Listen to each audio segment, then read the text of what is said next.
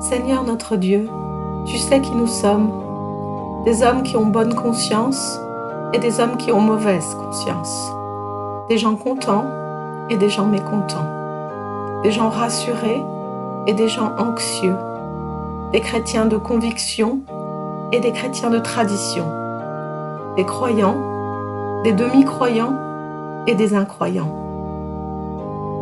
Et tu sais d'où nous venons, du cercle de nos parents, de nos amis et connaissances, ou bien d'une grande solitude, d'un bien-être paisible ou de toutes sortes de difficultés et de tourments, de rapports familiaux harmonieux, tendus ou brisés, du cœur de la communauté chrétienne ou de sa périphérie.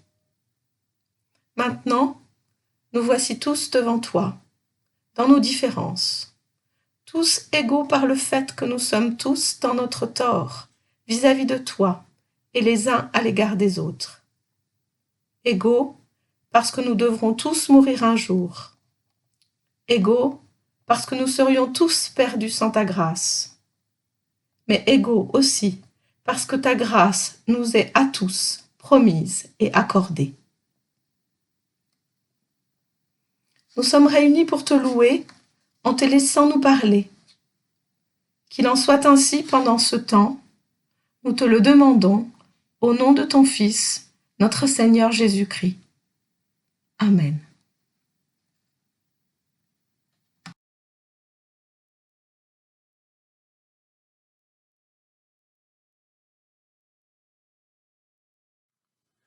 Nous lisons aujourd'hui dans le 9e chapitre de l'évangile de Luc, à partir du verset 28, mais nous devrions plutôt dire après, quantité d'autres versets, après 12 travaux, non pas d'Hercule, mais de Jésus, travaux dans tous les compartiments de son ministère, y compris celui d'envoyer les 12 en mission, et les 12 reviennent, et après les paraboles, après les guérisons, après tout cela. Voilà. 8 jours après tout cela, Jésus prit avec lui Pierre, Jean et Jacques et monta sur la montagne pour prier. Pendant qu'il priait, l'aspect de son visage changea et son vêtement devint d'une blancheur éclatante. Et voici que 2 hommes s'entretenaient avec lui. C'étaient Moïse et Élie, apparus en gloire. Ils parlaient de son départ qui allait s'accomplir à Jérusalem. Pierre et ses compagnons étaient écrasés de sommeil. Mais, s'étant réveillés, ils virent la gloire de Jésus et les 2 hommes qui se tenaient avec lui. Or, comme ceux-ci se séparaient de Jésus, Pierre lui dit : « Maître, il est bon que nous soyons ici. Dressons 3 tentes, une pour toi, une pour Moïse, une pour Élie. » Il ne savait pas ce qu'il disait, ce Pierre-là. Et comme il parlait ainsi, survint une nuée qui les recouvrit. La crainte les saisit au moment où ils y pénétraient. Mais il y eut une voix venant de la nuée, elle disait : « Celui-ci est mon fils, celui que j'ai élu entre tous. Écoutez-le. » Au moment où la voix retentit, il n'y eut plus que Jésus seul. Les disciples gardèrent le silence et ils ne racontèrent à personne en ce temps-là rien de ce qu'ils avaient vu.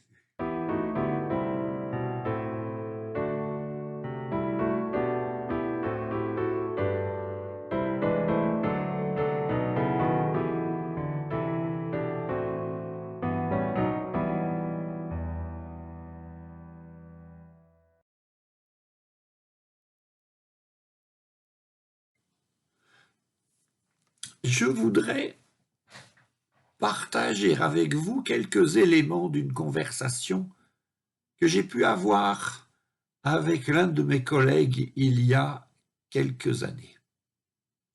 Rien dans ses origines n'avait préparé ce collègue à embrasser la foi chrétienne, ça aurait d'ailleurs plutôt été le contraire.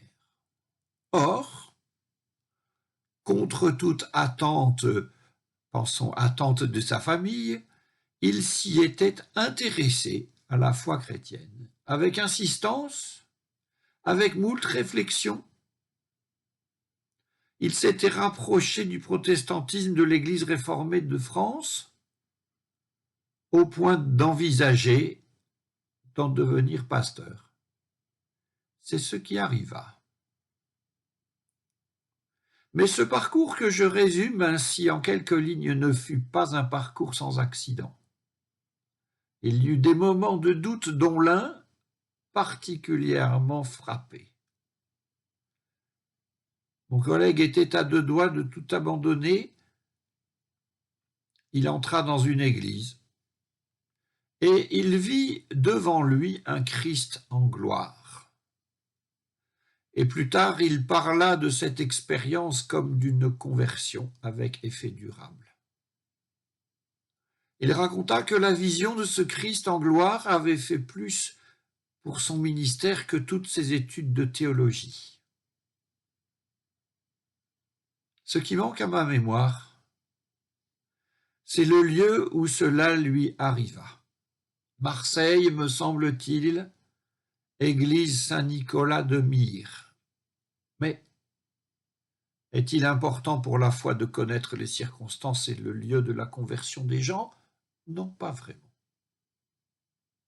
Pour ma part, avoir grandi dans les temples dépouillés de l'Église réformée de France dans les années 60-80, c'est ce qui m'est arrivé, pourrait me porter à une certaine prudence, peut-être exagérée, mais elle existe, peut-être une méfiance même, s'agissant des images.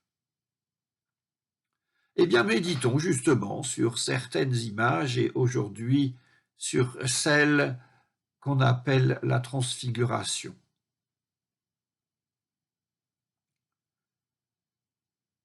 Il arriva donc que Jésus prit Pierre, Jean et Jacques et monta sur la montagne pour prier, et il arriva ce que tous nous savons bien. Pendant qu'il priait, le visage de Jésus changea d'aspect et son vêtement vira au blanc éclatant. Nous pourrions dire que ce qui se voit là, c'est Christ en gloire, mais, même si nous le dirons, nous n'allons pas trop vite en besogne pour l'instant. Luc ayant mis un frein à notre enthousiasme, puisqu'il ne parle pas de métamorphose comme Matthieu et Luc, la métamorphose étant quasiment un changement de nature, un événement énorme et qui n'est pas celui, semble-t-il, de la transfiguration, en tout cas chez Luc. Luc donc évoque simplement un visage changeant d'aspect et un vêtement qui passe au blanc très blanc, très lumineux. Pas de gloire pour Jésus à cette étape, car il n'est question de gloire d'abord que s'agissant de Moïse et d'Élie. Mais apparaître en gloire, qu'est-ce que cela signifie? Vêtements dorés ou blancs, visage lumineux et large auréole de lumière avec, pour Moïse, son propre rayonnement tout particulier? Certes, mais l'aspect ne fait pas la gloire. Parler fait partie de la gloire. Moïse et Élie parlent avec Jésus de son prochain départ devant avoir lieu à Jérusalem. Et les traducteurs vous privent d'un petit trésor, voire d'une petite gloire, car pour Jésus, ça n'est pas un départ qui doit avoir lieu à Jérusalem, mais un exode. Or, un exode n'est pas un simple départ pour une destination connue, mais tout au contraire, un départ pour une destination inconnue et hors de tous les sentiers connus. Ainsi donc, tant Moïse qu'Élie arrivent au terme de leur parcours en arrivant là dans une perspective inconnue. Et leur gloire n'est pas tant d'avoir parcouru un chemin désormais réputé balisé, même s'il est balisé par Dieu lui-même. Leur gloire, c'est d'avoir continué à cheminer jusqu'aux portes de la mort dans une perspective dans laquelle le sens faisait défaut. Alors comment pourrait-on représenter cela par une image? Il faudrait peut-être que dans ces vêtements royaux et dans ces visages lumineux et dans ces divines auréoles, il soit représenté des accros, des sutures, ou plus radicalement encore, que même auréolés de lumière, Moïse et Élie arborent des visages tristes et fatigués. Telle serait la gloire. Et elle serait bien représentée. Ainsi donc, Moïse et Élie apparaissent en gloire et les disciples sont abasourdis et s'endorment. Mais, s'étant réveillés, ils voient la gloire de Jésus et les deux hommes qui sont avec lui. S'agissant de la gloire et de son aspect, nous pouvons conserver tout ce que nous avons déjà dit. Mais à cette gloire, celle de Jésus, pour qu'elle soit entière, il faut ajouter Moïse et Élie. Pour l'évangile de Luc. Jésus est la gloire de Moïse et d'Élie, c'est-à-dire que Jésus est à l'aboutissement de ces deux traditions anciennes et essentielles et inséparables, la tradition de la loi qui produit de l'ordre et la tradition des prophètes qui produit de l'interpellation. Et nous ajoutons que Moïse et Élie sont gloire de Jésus en ce que Jésus renouvelle ces traditions anciennes, c'est-à-dire pendant tout le fil de l'Évangile, Jésus ne cesse d'interpeller ses contemporains, ceux de ses contemporains qui, disposant d'un savoir bien fondé, disposent aussi du pouvoir sur les gens, et ceux aussi de ses contemporains qui, disposant du contrôle sur les cultes, disposent aussi du contrôle sur la tranquillité de l'âme des gens. Moïse et Élie sont la gloire de Jésus, disions-nous. Et Jésus dépasse les règles du sabbat. Donc Moïse met le sabbat à portée de l'homme. Jésus dépasse aussi la rigueur du culte, Élie, et s'offre lui-même en sacrifice et surtout en nourriture pour les hommes. Plus encore qu'en réformateur, Jésus agit en libérateur. Et telle est sa gloire, montrée par l'apparition en gloire de Moïse, d'Élie et par leur conférence avec Jésus.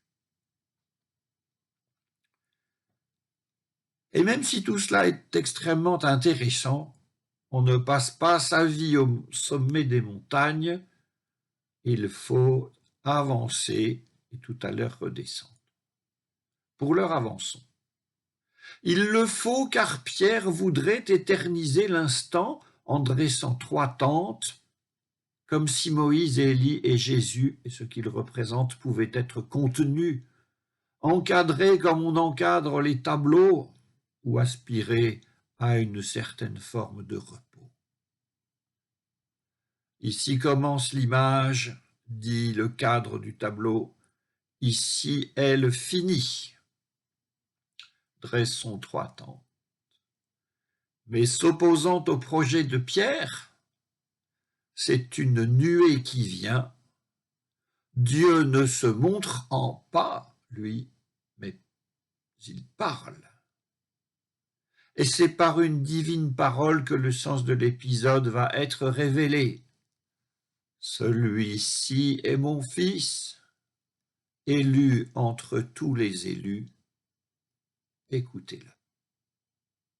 Quelle étrange injonction que ce « écoutez-le ». La transfiguration est une superbe affaire visuelle qui ne se conclut pas par l'impératif visuel « regardez-le », mais par l'impératif « écoutez-le ».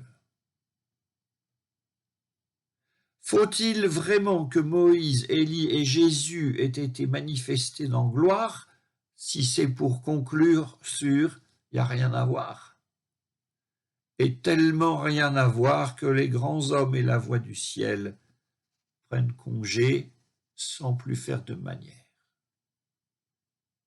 Et si l'on ne s'en était pas douté, le texte nous précise qu'il ne reste que Jésus seul. Et le silence entre lui et ses 3 disciples. Et si nous lisons bien l'évangile de Luc, les 3 disciples gardèrent, sans y avoir été invités, gardèrent à jamais le silence sur l'épisode. Un silence que pourtant personne, et pas même Jésus, ne leur avait commandé. Maturité de Pierre, Jean et Jacques? Peut-être, c'est une idée intéressante. En tout cas, une certaine règle est respectée, celle selon laquelle on ne doit jamais transformer en règle ou en une dignité supérieure ce qui est une révélation privée. Mais alors, si c'est pour récuser l'apparition comme chemin de la révélation, et si aussi c'est pour qu'ensuite le récit de la dite apparition s'abîme dans le silence, pourquoi le rapporter? Alors Luc, nous le disons régulièrement, annonce l'Évangile et il le fait bien et son texte est canonique. Et canonique aussi le récit de changement d'apparence de Jésus que fait Luc. Récit qui est offert pour la joie de ceux d'entre nous qui sont les plus sensibles à l'image en tant que telle. Certes, profitez donc de cette apparition. Mais Luc enseigne aussi toujours une sorte de prudence. Ainsi, gageons que dans le monde dans lequel vivait Jésus, et plusieurs décennies après sa mort, il a fallu fort peu de temps pour que toutes sortes de manifestations divines se mettent à circuler.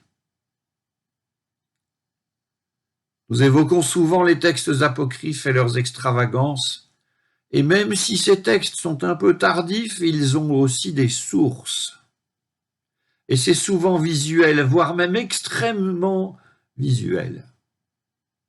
Vous verrez au jour de Pâques la pierre rouler sans que personne ne la touche, et vous verrez sortir du tombeau 3 hommes, 2 dont la tête touche au ciel, soutenant un 3e homme dont la tête touche au-delà du ciel. Et vous verrez aussi une croix capable de marcher sortir du tombeau. Évangile de Pierre, attesté dès le IIe siècle.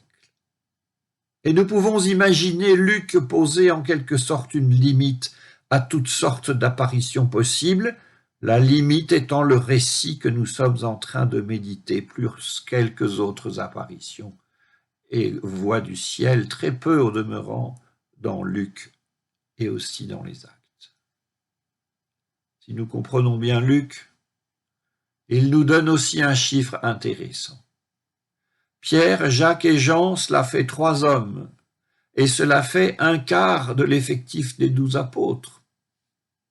Luc nous signale donc que Dans une population déjà bien évangélisée, seul un quart de l'effectif pourra réagir comme il se doit à une divine visuelle manifestation.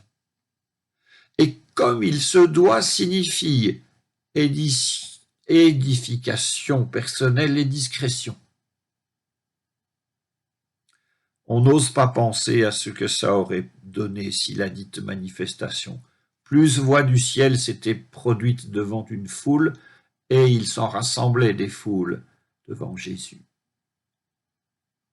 Au fond, ces manifestations, lorsqu'elles ont lieu, et si nous comprenons bien Luc, concernent un tout petit effectif, quelques hommes, et contribuent au mieux à leur édification personnelle, avant de les renvoyer, comme tous les autres hommes, à la prédication, à la parole, aux Écritures, à la prière, à l'adoration, et au travail de guérir, tous renvoyés à ces tâches, sœurs et frères égaux.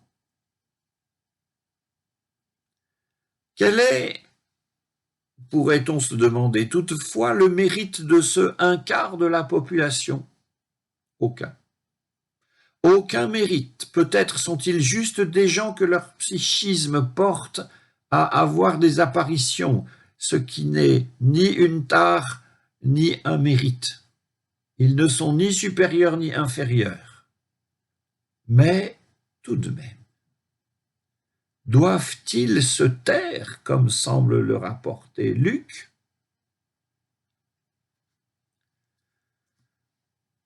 Eh bien, je vous apporte, moi, la réponse, la mienne. En revenant à mon collègue et au récit qu'il me fit de son illumination devant un Christ en gloire, je donne foi au témoin qu'il fut. Et comme dit le cantique, chaque jour, Dieu dispose de quelque autre moyen. Ainsi, si ça n'est pas le Christ de l'église Saint-Nicolas de Myre à Marseille, ce sera peut-être le Christ de la résurrection et de l'ascension du retable d'Isenheim, il faudra aller à Colmar, ou l'immense mosaïque du Christ en gloire dans l'église du Sacré-Cœur à Paris. Mais peut-être, plus simplement, pour nous, la grande croix dépouillée du temple de Vincennes et bien d'autres lieux encore. Frères et sœurs, le Seigneur s'est montré et se montre et se montrera. Il a parlé, il parle et il parlera. Béni soit le Seigneur. Amen.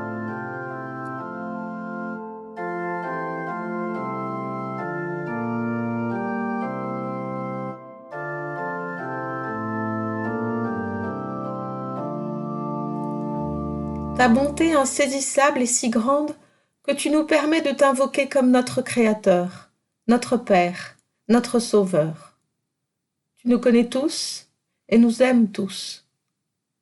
Tous nos chemins sont devant toi. Nous venons de toi et pouvons aller à toi.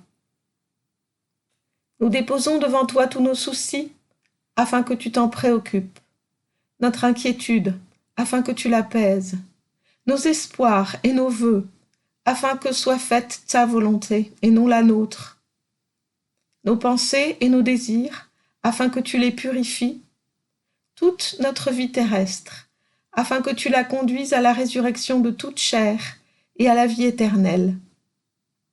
Sois avec tous les nôtres, avec les pauvres, les malades, les opprimés et les affligés. Éclaire les pensées et dirige les actes de celles et de ceux qui, dans notre pays et dans le monde, sont responsables du droit, de l'ordre et de la paix. Comme Jésus l'a enseigné à ses disciples, nous te disons maintenant, Notre Père qui es aux cieux, que ton nom soit sanctifié, que ton règne vienne, que ta volonté soit faite sur la terre comme au ciel. Donne-nous aujourd'hui notre pain de ce jour. Pardonne-nous nos offenses, comme nous pardonnons aussi à ceux qui nous ont offensés. Ne nous laisse pas entrer en tentation, mais délivre-nous du mal, car c'est à toi qu'appartiennent le règne, la puissance et la gloire, au siècle des siècles.